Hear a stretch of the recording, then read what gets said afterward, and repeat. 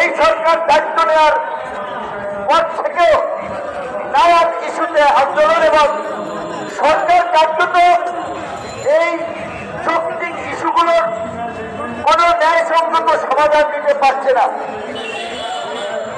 যার ফলে মানুষ রাজপথে নামছে, আন্দোলন করছে। স্বাভাবিকভাবেই সেটাতে অন্যদের বিরক্তিরও কারণ আছে। কিছু ক্ষেত্রে যখন আপনারা সড়ক অবরোধ করে কিংবা ঘেরাও করে আন্দোলন করছে, গতকালকে আমাদের অফিসে গিয়েছেন সিএনজি চালকরা, ঢাকায় তাদের রুট পারমিট বাতিল করা হয়েছে যে মানে ঢাকার বাইরে তারা চলতে পারবে, ঢাকায় চলতে পারবে না।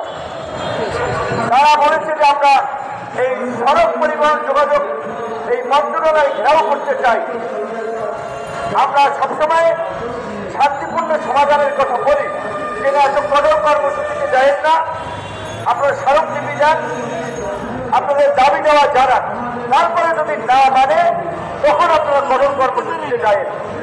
আজকে এই যে 10 বছর যাবৎ এই লোকগুলা ইনভেস্ট করে গ্যাস সংযোগ পাওয়ার আশায় ছিল, তারা পাচ্ছে না। যারা এই কাজের সাথে জড়িত শ্রমিক, ঠিকাদার, মালিক, অন্যরা তারা বেকার বসে রয়েছে, তারা ক্ষতিগ্রস্ত হচ্ছে।